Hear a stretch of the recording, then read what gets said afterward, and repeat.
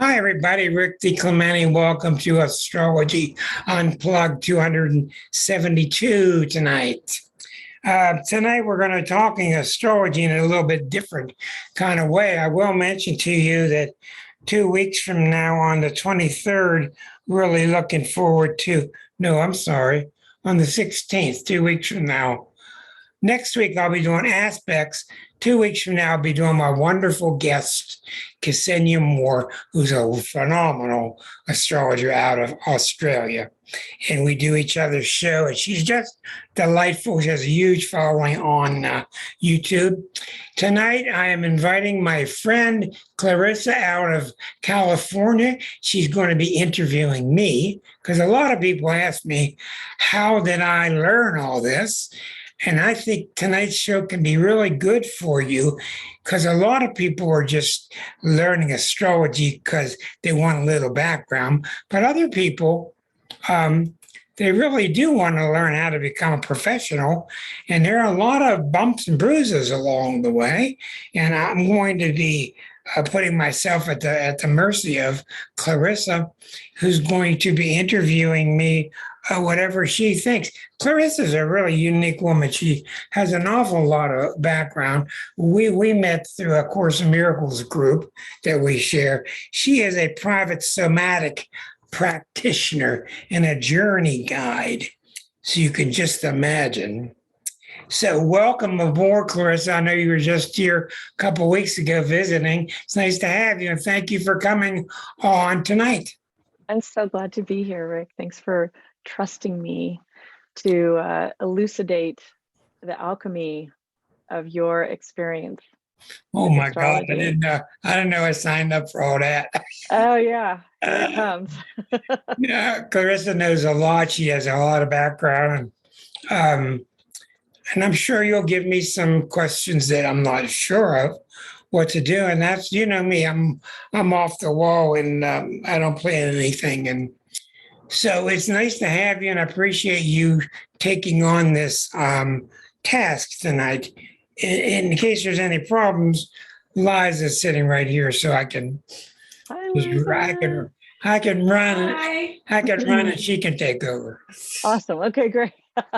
Okay. So, Clarissa, it's all yours. Okay. So I just want to tell everybody this is totally unscripted, that Rick and I have some kind of I feel like we have a little bit of a soul connection.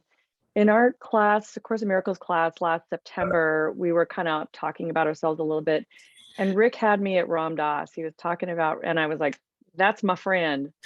And so, you know, Rick, in my experience with you, we don't really have to talk a lot. We just kind of be. There's like there's a communication that takes place without words. And I really like to be organic and go with what is moving, what's juicy. So yeah, so unscripted and just kind of digging in. To me, someone who practices astrology for 44 years and is, you know, I mean, that's huge. That's a lifetime devotion. And there's so much richness that can be shared from that place that I think is really important. And I'd love to start with just why do you do this show? Well, you know, I like tonight. I'm looking forward to tonight because I'm always pressuring myself to say what I got to say and get it over with because I don't want to dominate, let other people have time. And I like the fact that tonight I can just relax and talk. Why do I do the show? Well, I had written, after about 30 some years, I had written about 150 newsletters that were for beginners. And I wrote about another 100 that were more advanced. And we had written the book, and the book has been out since 2011. And one thing led to another. And a lot of people said, boy, you're pretty good at speaking. Why don't you do a live show? And we just started to try little shows here and there, talk about the planets. And back in those days, about 7 years ago, the planets were moving around so independently that you had something to talk about. Now they're all together. They're all concentrated around Pluto. So the story has become more concentrated. But I like talking about it because people can hear generically. They can hear lighthearted astrology. They can hear heavy duty astrology if they want. I try to mix it up and do lots of different types, different categories, and I like keeping it available on YouTube so people can earmark it and study it as they will. And just learn about the different aspects of astrology. Yeah, there's so much to it. It's just great. What do you tell somebody who's like, astrology, schmology, somebody who doesn't really understand it or see the value in it? I tell them I don't blame them one bit, and I'm not going to try to talk them into it. Yeah. I don't blame What do them at all. you see? I mean, what do they have? What do they have to go on? Sure. Why should they believe it? And now what do you see? I also tell you that those are the first people in line to want a reading. Yeah. They're like the people that they secretly see us in the back of the store where they shouldn't be. Yeah. So what do you see as the value of astrology? Oh my God. It's so immense. It's so powerful and so true and so valid. And but you have to study hard to make sure you stick with the real thing. You don't get off course and that you're really following the truth and the real thing. And it has many different tributaries. Somehow God has expressed himself through us with some kind of pattern. Call them archetypes, I don't know. And somehow at some sub-level, below the personality level and above the soul level and a middle level, there is the astrological level. I talked to Ram Dass about this. He said it was a planetary reality. There is a reality to us that gives us shape and influences us and urges us that is somewhere between the psyche and the cosmos. It's very hard to understand. I don't try to explain it because it's almost impossible. So I just try to give lots of examples. Plus, it just blows my mind. I've been doing it since '78, and it just never stops blowing my mind. The things I see. What happened in '78? Why did you go into it? 71, somebody read my chart for me, and I was very not certain of what she was talking about. And in '78, I don't remember where I was. I've been trying to refigure that date. I was in a bookstore somewhere. I think I know which one. And I literally don't remember whether this book called The Complete Astrologer. I don't remember if the book jumped off the shelf and into my hands or if I grabbed it. I really don't remember, but it was that distinct. And as soon as it hit my hands, it said, "This is what you're going to do." It was just crystal clear. Is it something you could see in your chart, kind of? Like if you look at your chart? No, I don't know the date. I don't know. Right, but I mean, having a lifetime of astrology as your I lifetime can at work, see is that? In my chart compared to others, I can see why there's such a fanatic in there. Yeah. But I feel, and I've been told by psychics that I've been around a long time doing this. So how have you seen astrology change? What's different about it today than in the '70s? Well, it's changed so dramatically. I used to have a radio show from '82 to '84, a small station. That's how I cut my teeth with astrology, really. In those days, humanistic astrology was just starting. And so it was the end of the era where these planets are here and they're going to get you, and this planet's going to get you, and this planet's going to come get you, and this is going to bring you a nice day. This will bring you a nice weekend. This one's going to be bad. It's a bunch of BS. So the humanistic field of astrology started to grab hold through Stephen Arroyo and others. And it's the one that hit me at just the right time that showed me that these planets are yours. These planets are in you. They're not out there. They're in me. And once I got that concept, it just, I just took off. And it just so happened in 78, the marvelous book by Stephen Arroyo called Karma and Transformation blew all of our minds because it was all written about humanistic astrology. And it showed us another way of looking at it, which was not so fatalistic. Do you think that astrology has a greater value to humanity now than it did then, or could it? Oh, I think the answer is yes and no. I mean, its value is just phenomenal, but I do think the secret is that we're more able now to conceive of it. Our collective consciousness has changed dramatically, even the last 10 years, last 6 years. We're able now. The things I say to clients, if I had said them 20 years ago, they would get the dumb look, you know. Things I say to them now, they don't give me that look. They understand it. They understand that they're connected to archetypal energies. They don't understand why. And that's why I tell new beginners, etc. If you don't understand astrology, you don't believe it, that's fine.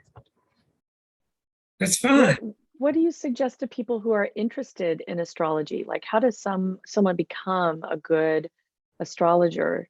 Like Jungian psychology? Are there other ways of studying archetypes that support that? Do lots of charts. When Chart, did you chart, how many charts did you do before you felt like you had a feel for it? I learned very fast. I started in 78. I went professional in 81. I was fanatical, did it all with a pencil, yes. And Liza and I, she started in a different town nearby around the same time.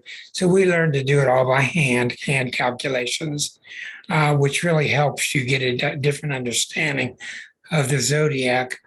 But you start to construct, you start to understand what a chart is, what the pieces are, how they look different, how they're similar. And after a while, you can feel the person come out of the page. You can feel the personality come out of the page. I've even taken charts. The people have no idea who it is. I just show it to somebody and they'll tell me some things about the person just by looking at the graphical design. The graphical design gives you a feeling like, oh, this guy's too crowded. He's too busy. This person's real pleasant, you know. So it's a long story. Plus, you have to be built for it. You have to be built for driving yourself crazy at all times. Did you have a mentor that supported you along the way, or that you? I had a young lady friend who knew a little bit, and she encouraged me to get started. And then I went to the bookstore in Pittsburgh where there was this professional woman who'd been there for a long, long time. She was the old school. She helped me a lot in the beginning, find the right books, etc. But she was not much help to me because she and I were of two different schools of thought, and I really opposed her type of thinking, although she was a wonderful woman. No, my was Arroyo. What? So Stephen Arroyo. Did you know what you were getting into? No, but I knew it was for me. And I knew that I was not going to lay low with it. And I knew that if people asked me what I did, I was going to say, I'm a professional astrologer. And I knew that they would want to hear about their chart, which they did. And I've just put all my focus on getting better at it. And it was very hard. And the first 20 years, you go through a lot of doubts and ups and downs, and you're not sure. and you really got to stick to it. You got to, in the beginning, there's a real tendency to, you're not that good. Quit talking to people. What are you doing? You have to fight that off. And after about 20 years or so, it got a lot more certain. And then God takes over. And of course, God's taken over the whole time. You just don't know it. And when that happens, it's just stupendous. Well, what happens when God takes over? Well, as you How know, do you know? the show after 6 years, I do zero preparation.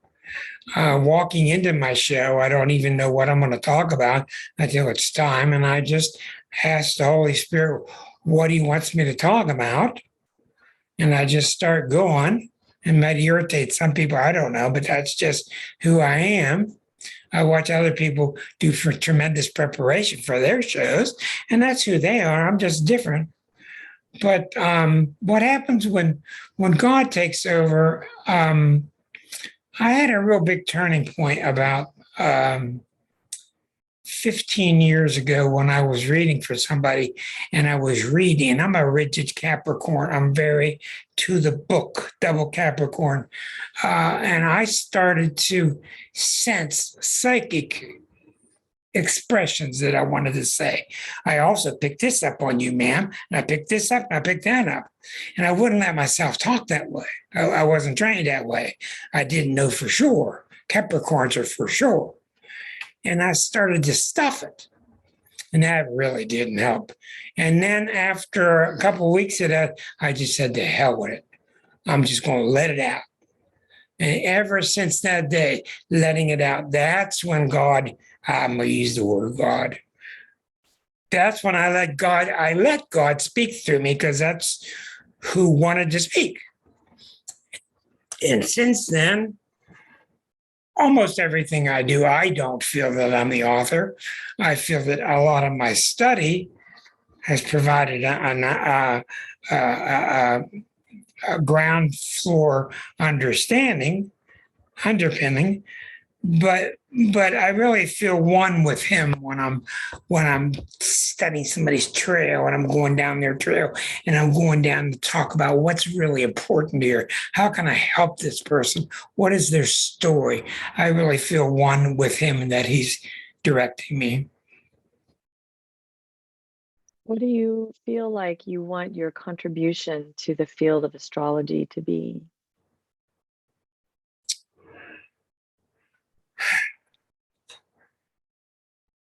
I feel like I have several more books in me that would cross off a lot of categories, but I just don't have the stamina to write another book or two, because it's so trying, and the book field is so difficult to break into or to get sold. So that's why I've gone towards videos.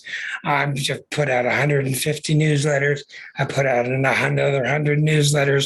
I put out 270 more videos, and I'm trying to make provisions for after I pass that the videos stay alive, they stay free, they stay non-copyable, they stay non-corruptible, and that people learn from me, because I've have a gift, I think, to tell what a person's story is. What is the story? Not as this garbage. What's in the third house? What's in the fifth house? I don't do traditional astrology. I pick up the chart, and I'm just able to say, that's not it. That's not it. That's it. And I can just tell. That's it. And I can just tell you. And I hope somehow through my teachings to instigate in other astrologers that they trust their own inner gut too. Because there are a lot of bad ones out there. There are a lot of really, really, really bad ones. They're saying a lot What of sets the good apart from the bad astrologers? What's the difference? The bad ones, you can tell they're making it up. You can tell that it's their ego talking. You can tell that they want to shock people. They want to predict, which I think is largely an abuse of astrology. a bad astrologer is doing it for him or her and not for the client. And the client could tell immediately if you're out for them or not. If the client feels you're working for them, they know right away. And you have these wonderful readings. And lately, the last 5-6 years, almost all my readings are just wonderful anymore. Just being sent all these wonderful people that just need a little push. They just need a little clarity. They just need a little nudge. They need a little certainty. They come to me and I just tell them, don't talk, because I'm absolutely sure what I'm going to tell you. And I just start talking. And then when I'm done, but after half an hour, we talk.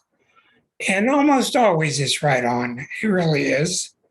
Also, I think you find out people aren't that different. People aren't that different. People want to go back to God. They don't know how and how they got away from Him. They don't know how and how to get back, but they have a clue that their chart may hold some shortcuts in there, which it does. What are when you think about the arc of your career as an astrologist, where were some points where you had some real shifts in your relationship with astrology, or shifts in your understanding of it, or new ways of seeing things? The one big one was, I told you, when I started allowing my intuition through. The other one happened in St. Louis, and I told the story many times. I'll make it short. Where I was reading for an Aries woman. This was 20 years ago, and this is in my videos and it's in my newsletters also. I was reading for an Aries woman, and she was kind of repressed. And I started to investigate, what did mom and dad do for you? Did they repress you? And they did. How do you repress an Aries? You repress them by telling them, be careful. Well, I could just tell this woman had been too careful all her life because of her mom and dad. And my reading with her was at 1:00, and I showed up at 1:15, and her repairman was coming to fix her furnace at 1:00, and he showed up at 1:15. So that was kind of weird, and I was getting kind of annoyed because I was working with her, and the dogs kept barking, and the guy's pounding on the furnace, and all that's going on. It's all detailed in my newsletter. And I finally realized that the noise in her house was not coming from her house. It was coming from her mind. And I learned at that moment, I switched completely. And all my readings switched for my whole future after that moment, because I asked her, why is he in the basement? She said, he's fixing the furnace. I said, what is he doing to the furnace? She said, well, the pilot light won't stay lit. And after that sentence, my entire future changed, because I knew it had nothing to do with the pilot light, didn't have to do with her, it had to do with God talking to her at the right moment. This woman was ready to stop putting her own pilot light out. And when I said that, the guy came up, gave her the bill. He had it all fixed. Pilot light was fine. He left. So I saw the archetypal synchronicity of what Jung talked about at that moment. And now everything I do, that becomes primary. Everything I do, that's primary. Everything else, secondary. So if I'm reading for you, and in the middle of I'm reading, your dog starts barking, or the vacuum cleaner goes off, I know instantly it's got nothing to do with that. It's all because you don't want me to continue. You want me to stop, which is understandable, because I'm starting to touch your sore spot. So you want me to stop, but you don't want me to, but you do, but you don't. So when I started to get to that level, I just knew that, how do I put it? I knew I was in for a free ride from now on, because it's got nothing to do with the car, the husband, the boyfriend, whatever. It's just all got to do with your story, what you're doing to yourself. And it's very much like, me and you, Clarissa, with our weekly studies with the courses, it's very much one and the same. That's a long answer, isn't it? That's a good one. I like stories. Stories are the best. Oh, stories are the best. Yeah, they are. How does somebody know if they're just starting out, if they're interested in astrology? How do they know if they have the knack or not, if they should proceed Because or you not? got it or you ain't got it. Period. And so And that's while you're just getting to the point where you got it, you're going to start getting it. And then you're not sure. I'm doing a lot of training with Claudia. Claudia's got the ability. She's got everything she needs. She's got the tact. She's got the knowledge. She's got the personality. She's got all of it. And she's at her natural 1 year, 2 year, 3 year period of not being sure. And it's totally normal, But after a while, she's going to start to say, I think it's this. And what does Rick say? And after a while, she'll start saying, I don't care what you say, Rick. I think it's that. That's a good sign. Because when you're onto it, you feel the reality of it. You feel it, you're convinced, there's no doubt about it, and you turn the page. Now, you can't be arrogant. You can't be shoving it down their throats. But when you know something clicks in you, it's real clickable. It just clicks. Yeah. So is there a point when you decide, like, let's say you're doing a reading for somebody and you can feel their resistance. They want to know, but they don't want to know. Is there a point where you just decide, that's it, I can't, where it feels like you're shoving it down there, or like, do you just say it like you see it no matter what, walk away? I've had a couple of people that I almost quit on, and I have to really talk myself through it. And most of the time I get through it fine because they know I want to help them. They want help. They know I can't help. They trust me. They trust my heart, and we work through it together. But some clients, how do I put it? First of all, clients know. I ask them, why are you getting your reading today? And they'll go, blah, blah, blah, blah. And I say, that's not why you're getting your reading. Then they'll go, this is why. I'll go, yeah, that's why. And most of the people are getting a reading. How do I put it? These forces are when you say, what got into me? What's come over me? What's gotten into you? People feel these things. We feel them all the time. I'm being exaggerative on purpose. These are major forces we feel. But we don't have any background. Our first grade teacher can't help us with it. Our priest can't help us with this. Mom and dad can't help us with it. So who's going to help us? You want a psychic? I don't think so. An astrologer, this is their expertise. It's their expertise. They know. They can sense it. So when people start a reading, that's one reason I don't like them talking at first. I like to know a little bit about mom and dad, a little bit about their background. I don't want to hear any more. I just want to go. Because I just started peeling them apart right away. I just start peeling them apart because the chart's showing me most people don't come to me unless a major part of their charts get hit. And after a while, there are only so many ways that chart can unfold. There are only so many permutations. And after 44 years, you kind of got an idea what the possibilities are. When you're 3 or 4 or 5 years, you're not sure. So you tend to doubt yourself. And that's why it's so important when you're new to not doubt yourself, to maybe try another different twist to it, try a different word to it. And then what's really thrilling is after about almost all readings, after 40 minutes, I got it. I don't know why. 40 minutes, I got it. 70 minutes, it's over. Just almost all of them. Now, that's my personal speed. That's how I work. Another thing is, I tell Claudia, you got to be real hesitant. You got to buy the biggest damn salt shaker you can find.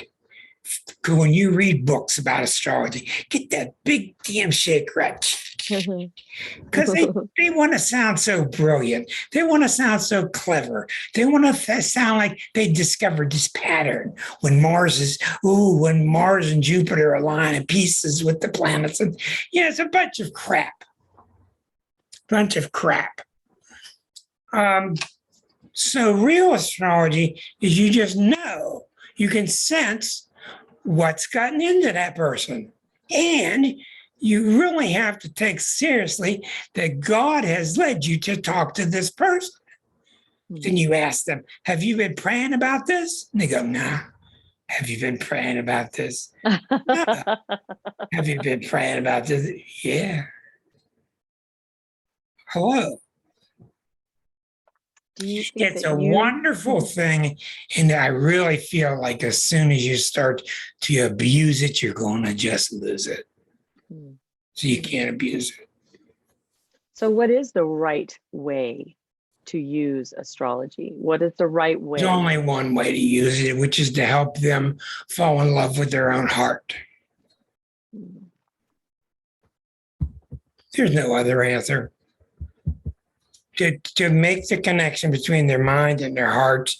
So I tell clients I do three things. I send them home with a different perception of themselves, because we all tend to look at ourselves negatively. Secondly, and most importantly, I verify what they're already feeling. And thirdly is I pass out diplomas. Diplomas of what? That they made it to this point. They made it to this crossroads. They meet me when they're ready to do their further work. Meeting me is no coincidence. Meeting me is symbolic that they've been victorious of going through big turning points. John wrote a nice, wonderful email to me one night about the value of what astrology did in his life. And what it more or less said to John was, it's like he knew he had these fish down in there, but he wasn't sure. And I pulled the fish out and identified him, and I agreed with him. So I helped him. I helped him learn that what you were onto was right. Yes, you got it.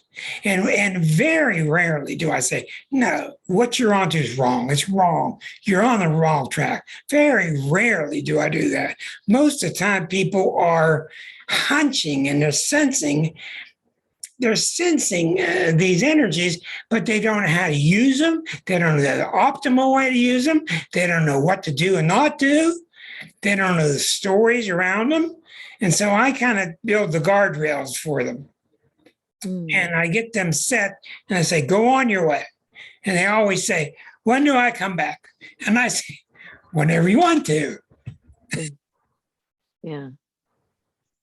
So do you think that you've made any discoveries in your 44 years, like things about or patterns or, dynamics that, yeah? Oh, I think I've done certain breakthroughs that have never been done before, and I don't know if and when they ever will be. And with the harmonic charts, I've done more tremendous discovery with the 12th and 6th harmonic, while most people don't even know what a harmonic is. And the ones that master harmonics say that you can't do what I'm doing with them, and I'm doing it. And the harmonics, what I've come up with is I learned the story that before you took this lifetime, you studied your previous lifetimes with your guide and with your spirit protector, and you took this lifetime from mistakes. We took this lifetime out of mistakenly thinking that we're imperfect and we need to fix this and that. And if we don't fix it, this and that right, we're not going to heaven. Well, not only did I discover that there is no pearly gates, but I discovered, as per Course in Miracles, I discovered that we didn't need to take a lifetime because we're already fine the way we are. But you try to tell people that they're fine the way they are, they don't want to hear it. People don't want to be fine. And they want to be fine. They want to be fucked up. They want to be fucked up. Because when you're fucked up, then you got a reason for all this stuff. You're not fucked up. And I'm going to keep talking French. I don't care. It's my show. Yeah. People are fine because they are the son of God. They are the daughter of God. They do have this divine spark inside of them. And thank God that we're all starting to learn this now, right while we're dancing near the edge. And we're dancing near the edge. And I don't have to tell you that. Let's get a gun and go to some grade schools in Texas. Jesus Christ. The churches have screwed us up so bad because they've taught us how bad we are. And the Catholic Church taught me how to look inside and find all my guilt. Of Course in Miracles teaches me look inside to find all my non-guilt. So we're learning. We got shows like this. We're coming aboard. People are learning.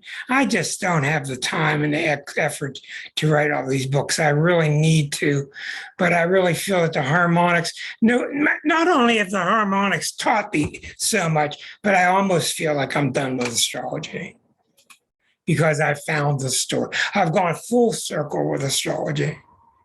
I've gone full circle and I've learned that astrology shows you what could be seen as your faults, things you need to adjust, where you're out of balance, when those things will wiggle and topple and all that. But what I've learned is ultimately you're already fine. You're fine. And God loves you as you are, whatever cliche you want. But he does. He just does.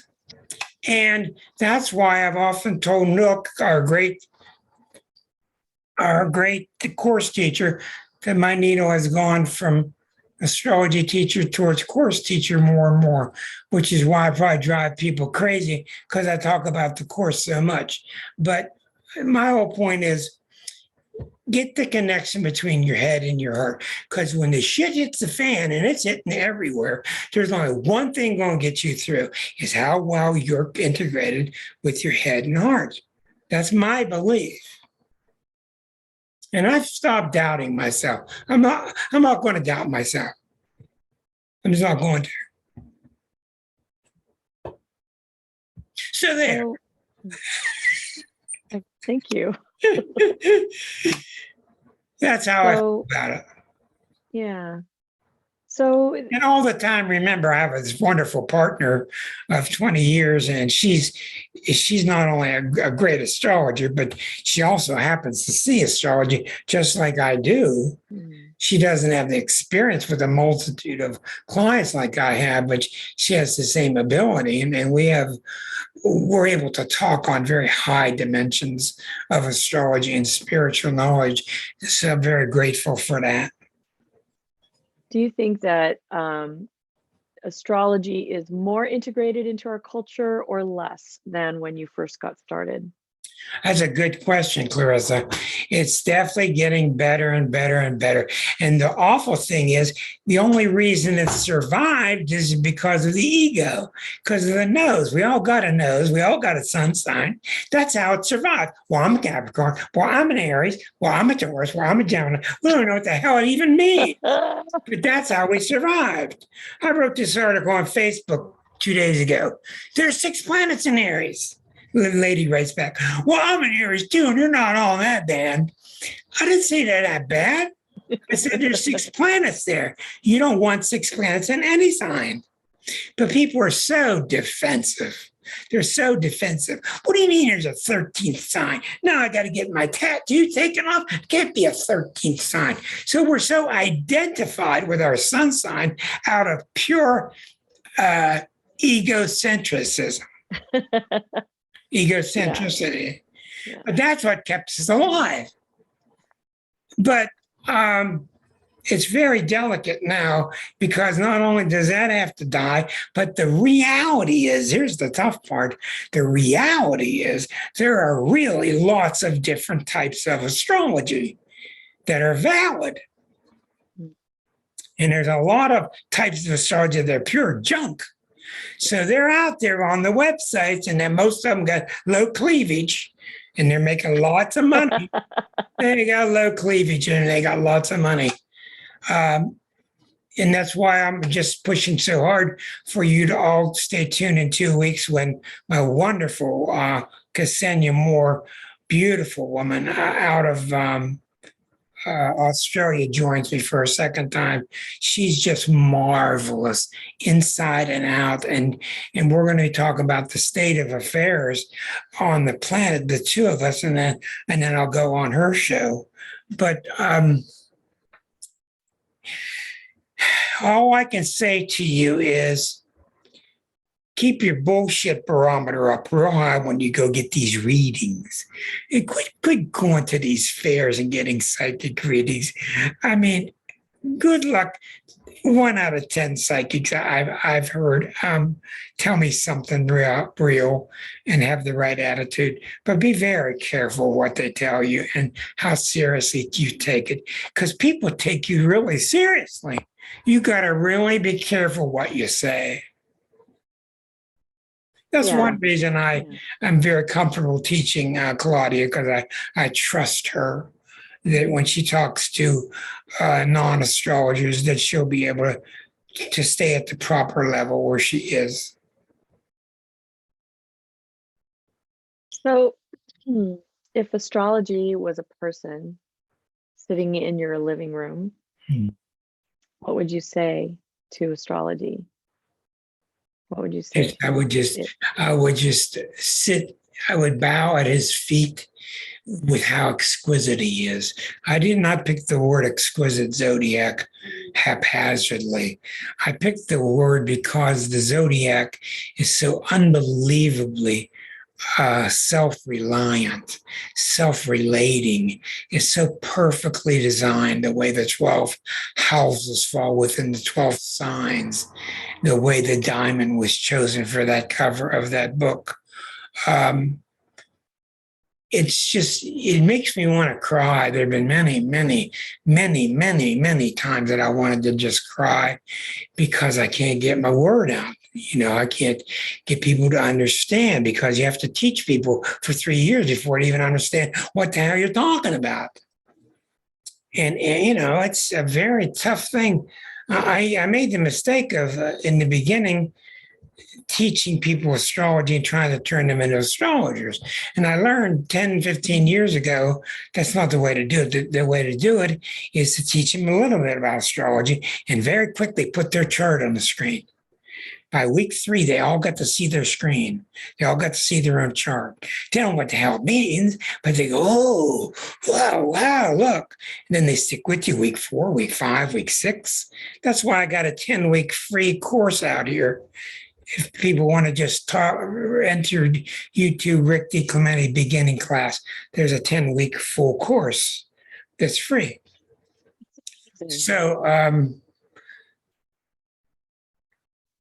people, in other words, astrology is really, really good if you want to be a carpenter, if you want to be a psychologist, if you want to be a superintendent of a grade school, if you want to be a numerologist. It's really good at whatever, because it's the underpinnings. It's the underpinnings that show us what these functional energies are like, that are causing the collective to shift as it does.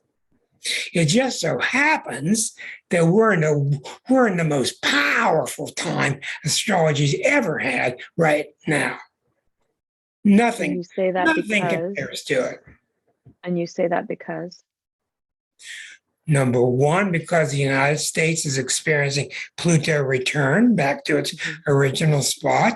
Number 2, we've just discovered Eris. Number 3, Eris and Pluto are square to each other. And almost everything you've seen since 2005 has been directly because of Eris. And people still won't look at it. They still won't follow it. They still think it's a minor planet. It's called a centaur. It's out beyond Pluto. That's not a centaur. That's not right. It's a trans-Plutonian body. They just, after, in 2006, they discovered 80 new bodies. So we had the option of adding 80 new planets or demoting 2. So we demoted Ceres and Pluto, the astronomers. But the story we're going through is so Arisian. Eris's nature is all about the chaos that we're going through. And Eris is about, I don't care what you got to do, we're going to fix this. We're not putting up with this stuff anymore. We're not going to do it. That's Eris's voice. She's the one that's dominating. And she happens to be, the last several years, at a right angle to Pluto, which is just unbelievably stressful. So that's why things are so on edge. It is also the force that's pushing us along to learn that we got to get with it. In other words, the planets are kicking our butt now to grow up. Period. We're either going to grow up or die soon. It's that simple. I see so many heads nodding right now. Yeah, and the reality of it is, if we die, that's okay too. So is it okay if I tie this a little bit to the course? Honey, you can do whatever you want. Okay, thanks. I love it when you call me honey. Okay, honey. So, we were talking a little bit recently about the cosmology of the universe, about the Big Bang being the explosion of the tiniest imaginable point of matter, that it wasn't matter exploding, it was spaciousness exploding into the matter and blowing it apart. That's your theory, and I'm very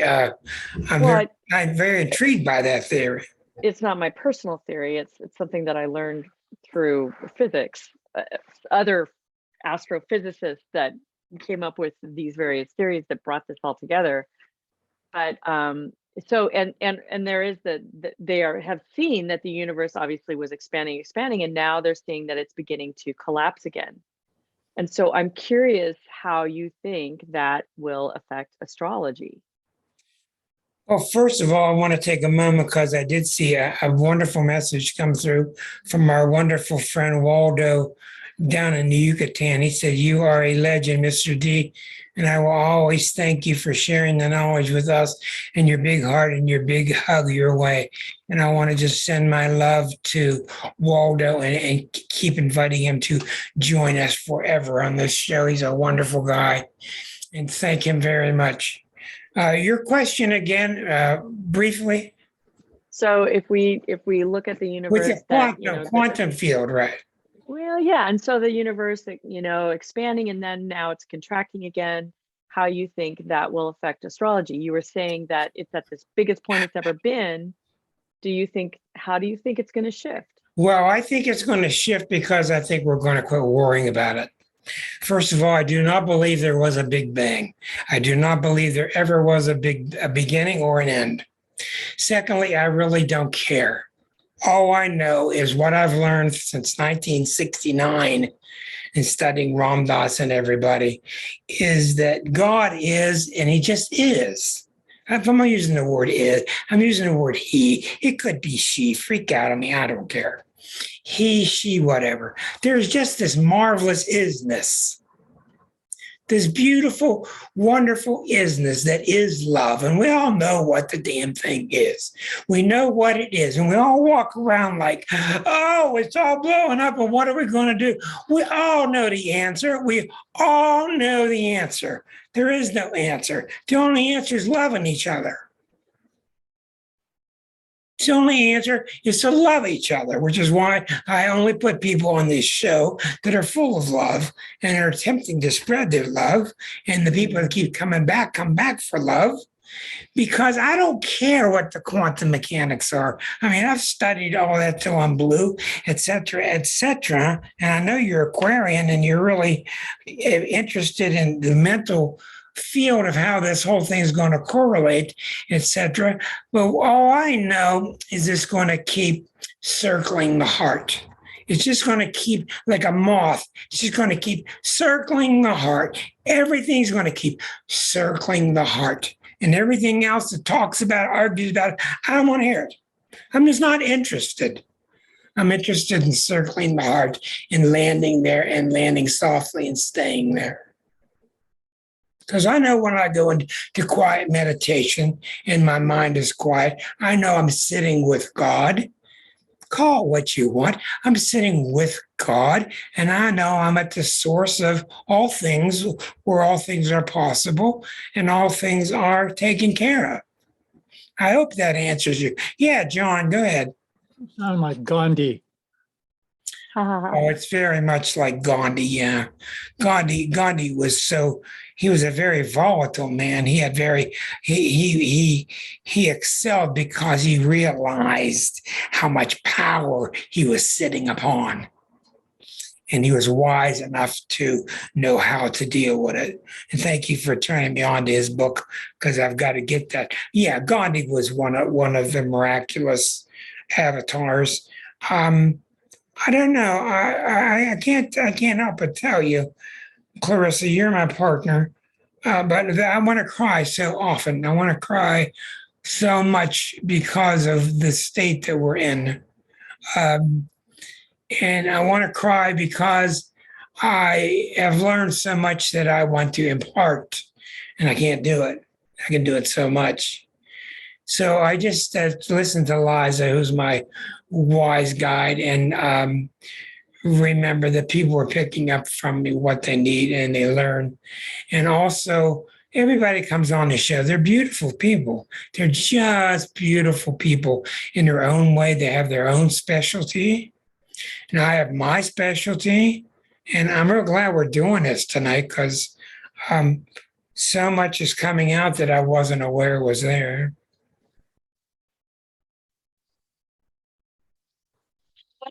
What if this was your last show, Rick? What would you say? I'm thinking about quitting. I'm very close to it. I'm really tired. I'm tired of doing it. It wipes me out. By 10 o'clock every Thursday, I'm pretty wiped out. I've done it for 6 years. If it became my last show, I would say, so what? I'm not concerned about it. I would have a smile on my face of all the memories of all the wonderful friends, and I would stay in touch with most of the people that I have. I'm very grateful for the 100 or 200 people that follow me every week, and they get into the nuts and bolts. I don't mess around. I teach you the real astrology in my mind. I don't mess around with it. And that's why I only get a couple hundred versus the thousands that follow people with cleavage. If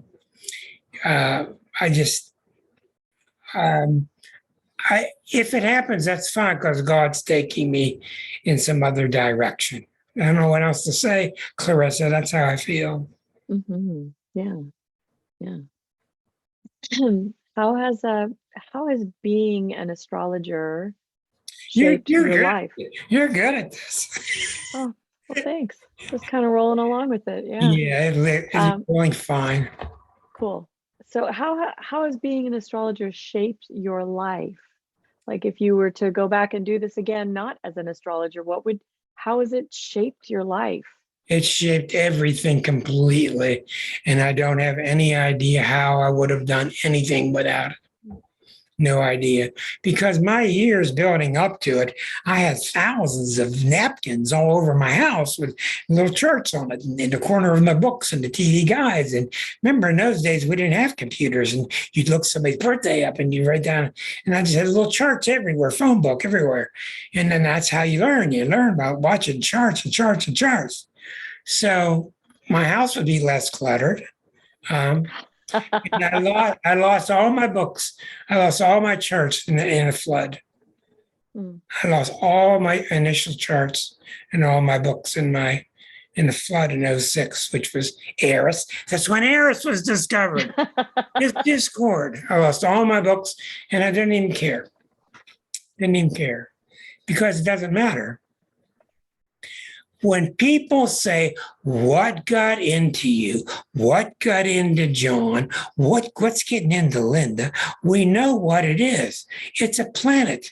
We know that the planet's nature will describe what they're feeling. We know how long it will last. We know what its bumps and bruises are like. We know how to play it, how not to, when it's going to peak, when it's not going to.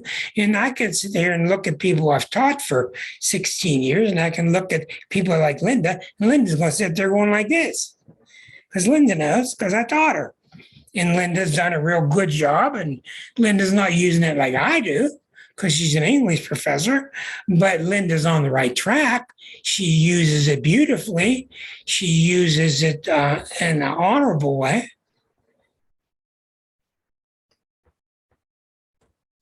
So,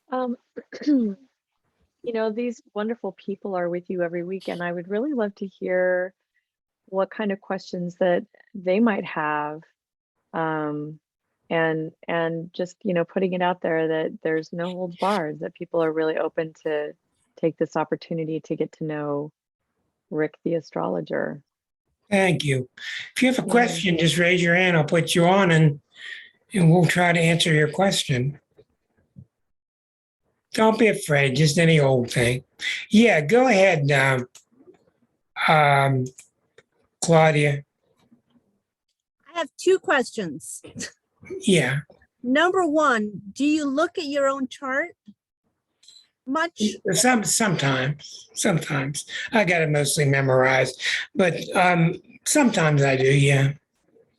I mean, especially when something weird, I'm coming on and what the hell is that? I didn't feel that. What's that? What's that? And I go, look, oh, there it is. So I'm always telling you guys, watch out for Mars. Always know where Mars is, because Mars is the one that sneaks up on you. Yeah, I watch it, but I don't watch it that much because the major planets don't move that quickly except for Mars. mhm. So that's why I don't watch it. But I'm on you to watch everything because you're new. Mhm. And then the other one is, as 1981 Rick, and the Rick that's with us tonight, I imagine his personality has probably, you've changed. You've changed and you haven't. You've always been Rick, but you know what I'm saying. You've matured, you've experienced a lot more. So as your heart has opened over the years and you've grown and you've matured, how has that changed you in your delivery and in how you consult with people? Well, I've become very cocky, but I really believe that it's a cocky in a good sense. Mm-hmm. I tell them, don't talk because I got something to tell you. And I mean that. Mm-hmm.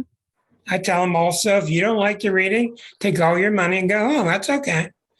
But usually it's not a problem. I said, I'm going right to the heart of the matter. And I go for about 30 minutes straight, and they sit there with their mouth open. Yeah. And usually they say to me, if they don't say that's funny, then I know I'm off track. Mm-hmm. Usually I'm right on track because I repeat, most people aren't as different from each other as you think. Most people are trying to get home. They're trying to get home. So as time has gone on, I've just become more confident. And also, I don't fool with stuff. You've seen me. There's a sextile here and in conjunct there and something here. I don't fool with all the stuff that's in a chart because charts have thousands of things. I go to the story. Where's the story? Where's the tension? What's going on here? This person's been living with this for a long time. God would not take my time sending me this person to jerk around. He sends me people because he knows I can translate it. Yeah. And I give it to them. And then they start talking and we start realizing the same language. We start talking the same. And then they get so thrilled. They get so thrilled because I'm giving them permission to go be themselves. I don't have any damn permission I can give, but they think I do. But they get so thrilled. They think it's so They say, well, I say, go home and watch the tape once or twice. And they go home and they watch it maybe once. And they don't even bother calling me back. They're just so cocksure they're ready. They've been launched. Get out of the way. Let's go. And they're ready to go. And all this bullshit that they've had to deal with people doubting them, people against them, with the ego strife and the childhood problems of not being taught correctly, and the church junk in our head. You know, people come and see me as a launcher. They see me as a launcher, and I launch them, whew, and I watch them go off in the night, and it's a real joy. And I tell a lot of them, go buy some champagne. Oh, I love That's it. really what I do. Yes, And I I'm real know. happy. I'm real happy with them. And I don't even necessarily want to hear from them again. I did Yeah. my job. Go ahead. Well, you've answered my questions. I probably have more, many more, Well, but you can get to that in a second here. Marcia has a question. Do I look at charts after people's deaths? Yes, I do. It's certainly possible. Yes, Marcia, a person who's dead, their chart goes on. Yeah. Like for instance, years ago when the Da Vinci Code came out. Okay. Well, the guy's been dead 400 years. Yeah, his chart was on fire. Da Vinci's birth chart is not the birth chart of a child. It's the birth of a concept. It's the birth of a major archetypal concept that reverberates forever. Nobody in 1977 saw Elvis.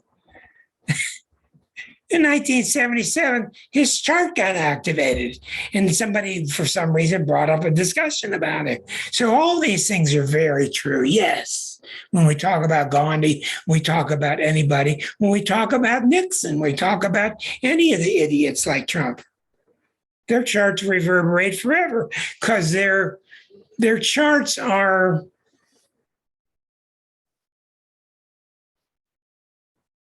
expressions of certain qualities of the universe, even negative ones. Christine, yes, dear. Where'd you go? Oh, am I here? There you are. Okay. I think you circled this, but can you tell us more about home? About what? Home. What about home? Yeah, I don't know. You mentioned home. I don't understand what you're saying. Yeah, like you were sort of talking about circling, like, maybe this is a comment, but I'd love to hear you talk more. You said I'm interested in circling the heart and landing softly there. Oh, okay. Yeah. Okay, very good. Mhm. Well, you see, you must realize that I, for a long time, kept 11 signs of the zodiac here and Pisces over here. When I wrote that book, the initial title was Pisces, the Ultimate Sign. And I mean it today. And when you talk about Pisces, you're talking about home. But you got to realize very few Pisces can handle it. People like Deneen, who was just on the show, is an exceptional Pisces who can handle it. You can handle it. Doctor can handle it. You're both very special Pisces, because Pisces is the sign that doesn't care at all about the ego. It's beyond the ego. It knows its home is back with God. Well, when you're talking to people and they're talking about going to the country club, or they're talking about getting laid, or they're talking about making money, you just think, why are you wasting my time with this stuff? Because they, even in their own mind, all these things mean nothing. And we all know that when we come back home inside, that's where we are.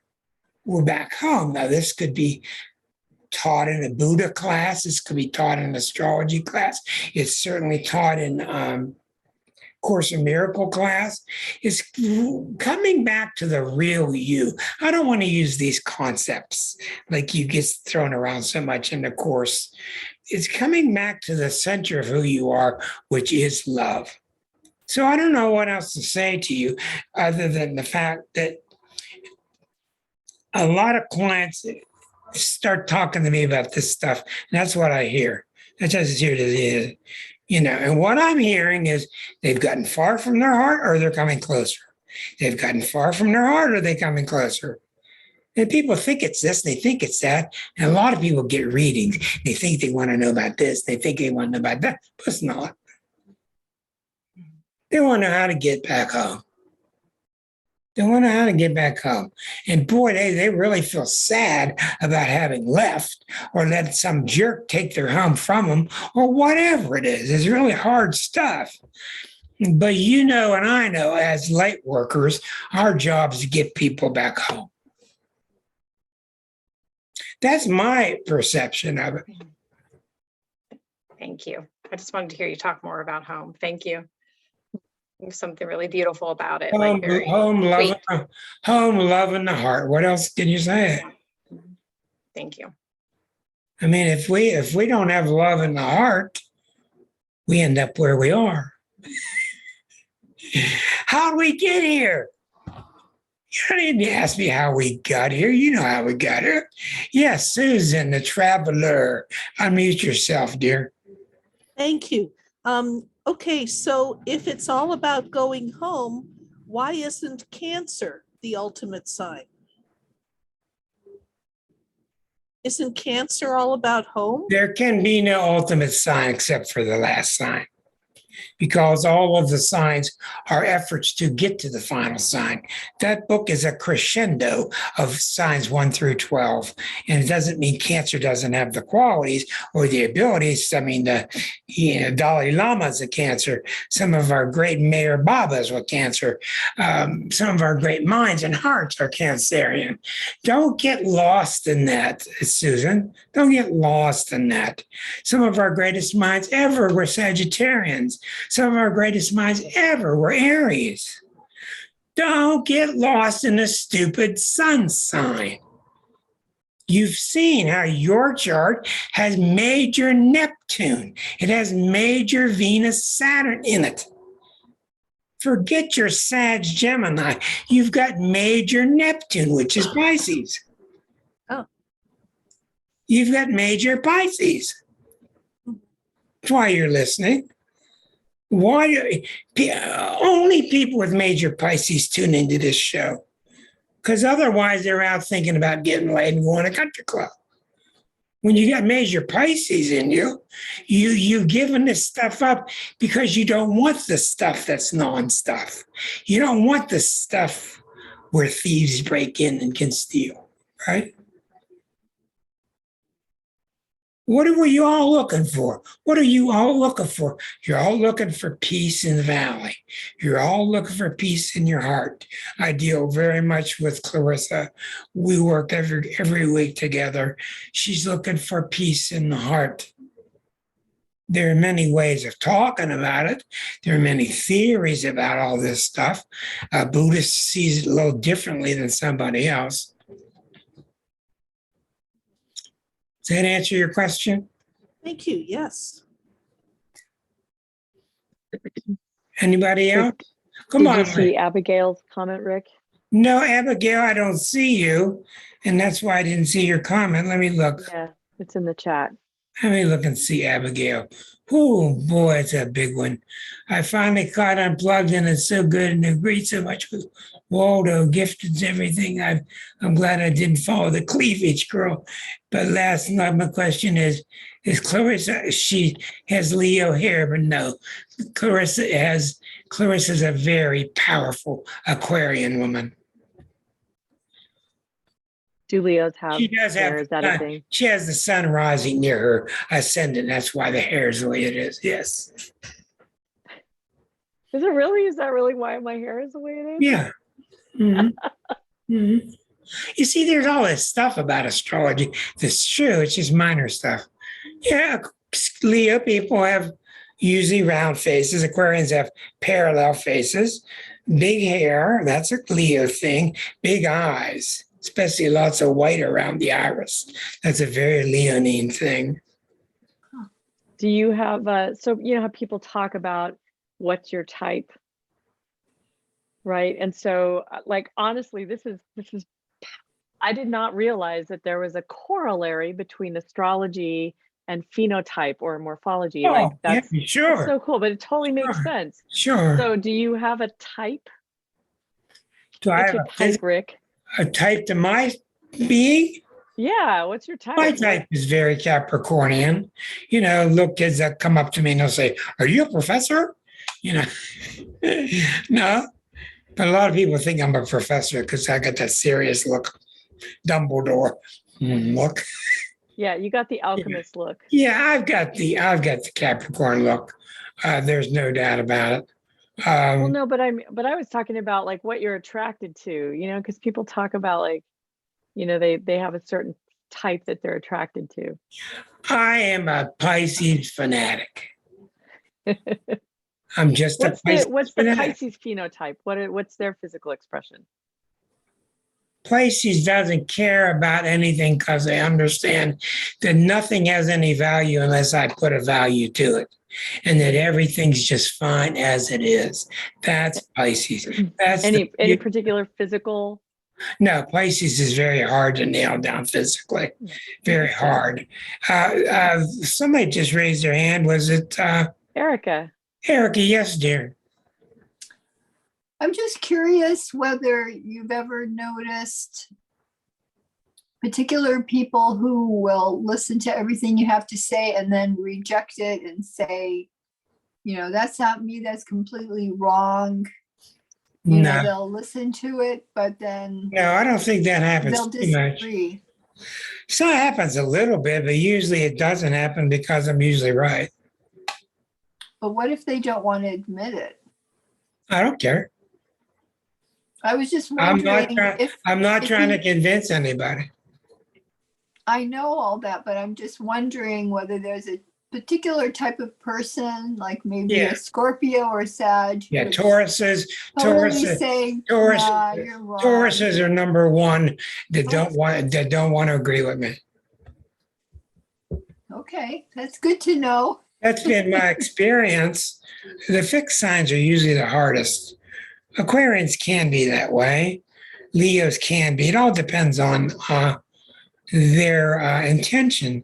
Tauruses often disagree with me because they don't want to be swayed by something quickly.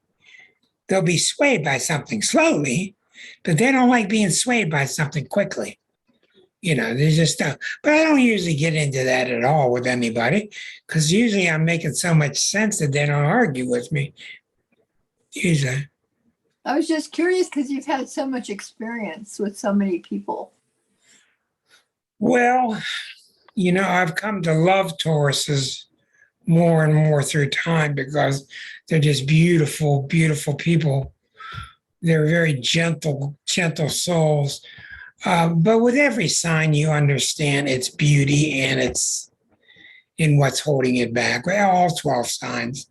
Writing this book has been a wonderful experience for me because I had to become all 12 signs to write the 12 chapters. I really had to become them. And since those 11 years, I've added on to this book. I have a lot of new chapters in the abridged edition in my head.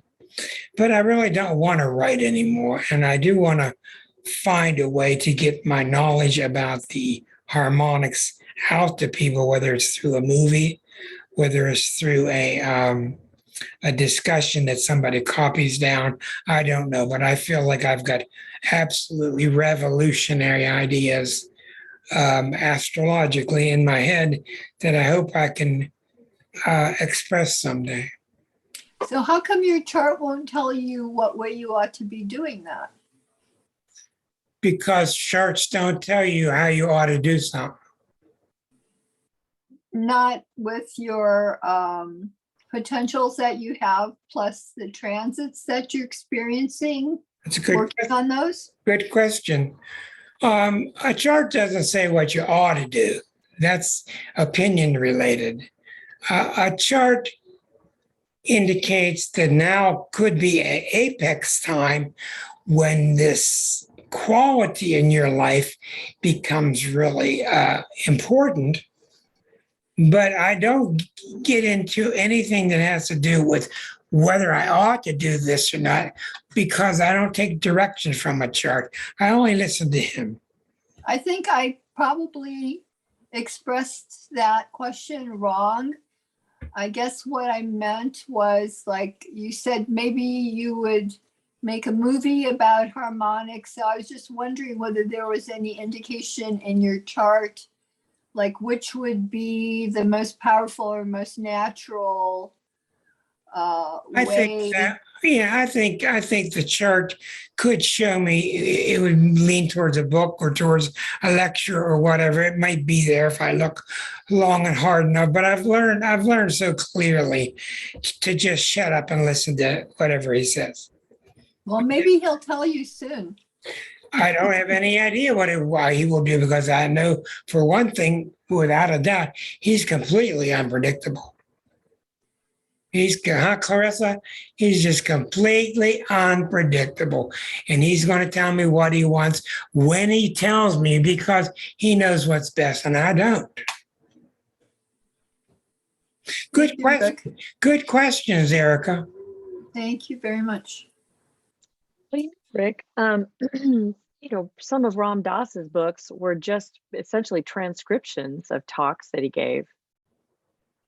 Yeah, You could do a workshop. That's and you could very, just that's transcribe very, it, turn it into a book. that's very, very true.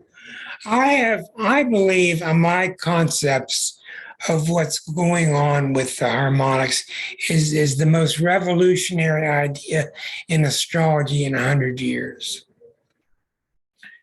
And I could possibly do that with a lecture. I have a lot of charts saved up as examples and case studies, but the harmonics just, when you're reading a natal chart, you're seeing this much of the person. When you add the harmonics, you're seeing this much.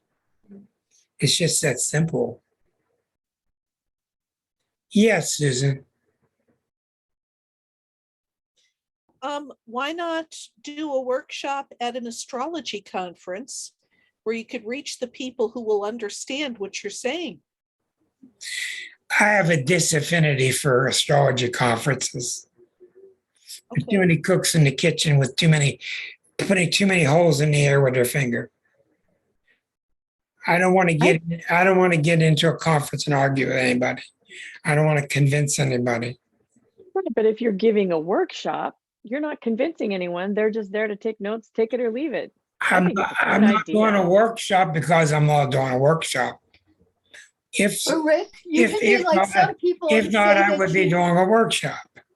but you could be like some people and say that you refuse to answer questions. And that's the That's a politician. conditions under which you'll do it. Yeah. No, I'm not going to hide from it either. It's if the Holy Spirit wants me to do it, I'll do it. There was a question by Linda, and then we'll go to John. I don't really have a question, but what I wanted to say was just along the lines of what you've been saying yourself. You know, I've been either seeing you as a client or coming to class or being here for a pretty long time, it seems to me, maybe 20 years. Does that seem right? Something 16. 16, something along those lines. And when I first went to you, I was thinking of you as an astrologer as sort of like what I thought astrologers were like. And, you know, as I kept going to you and not getting the thing I expected over and over and over, I'm a fairly smart person.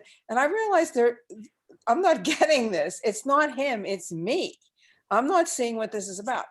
And the thing that I want to say about you is there's a difference between people who are really good at something, you know, like a major league baseball pitcher who's 500, you know, and between someone who's a genius, like a Bob Gibson, who is unhittable, you know, and sees things that other people don't see.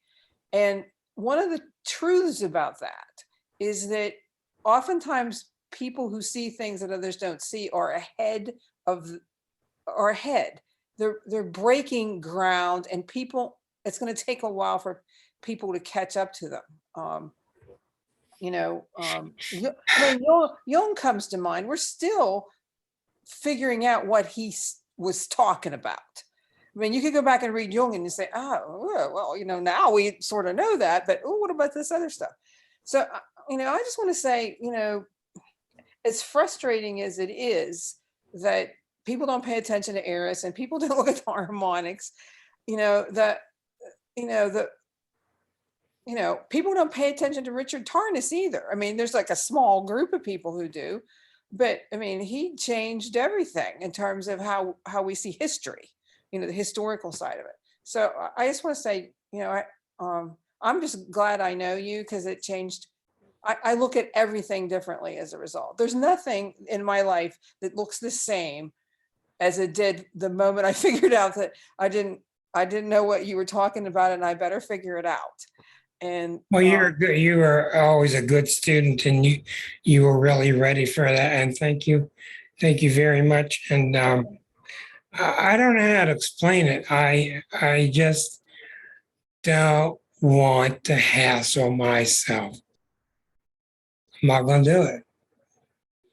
Because I've learned, maybe you've learned this too. I've learned that every time I've hassled myself, I've ended up in the ditch, in the mud, in a mess. It doesn't work. It doesn't work. And I'm not going to do it. And we'll just see what happens otherwise. I'm not going to do it. John, go ahead. You are muted. Hell of a feeling. Linda was asking you, and also what you said about I'm going to listen to God. I have the experience of I'll be with some people, and something will pop into my head, and it's usually the elephant in the room. No one's talking about. No one is aware of, and there's no way it's going to come from me. It just is not my idea. It's not. It is not you. It's not my ego. It is not you. It's the Holy Spirit. There is a field of ideas in the one great big brain out there. And these are all we all just look separate, but we're not. It's all ideas coming from the field of oneness from God's mind. And all I can say is I got to write an article here for June 1st for the Bodhi tree, and they wanted me to write an article about, well, what now? We got this mess. Well, what now? Well, what the hell do you think now? It's the same thing as always. Love's the answer. Love's the answer. Love was the answer. Love will be the answer. Anyhow, I'm going to rewind here and let you know that I really appreciate what the wonderful job Clarissa's done tonight. And I don't think it's an easy topic. I am kind of surprised myself by some of the outcome. And I want to say very clearly how much I appreciate you all coming back every week and sticking with me and knowing that every week's a little different. We will have our wonderful Ksenia Moore with us in 2 weeks. And as far as I'm concerned with my show, you just never know what the hell's going to happen. That's just the way it is. And yes, Claudia, you're going to have to keep working. And everybody's going to have to keep working. And thank you all for coming and giving me a very special evening. Hi, Shelby. You YouTubers out there, thank you for sticking with me and with us. And we'll see you all very soon. Shelby says hi. Thank you again, Clarissa. Thanks, Clarissa. Thanks, Rick. Thanks, everybody. Such a pleasure. Thank you so much. Thank you. you. both. Happy Bye, holiday everybody. weekend, everybody.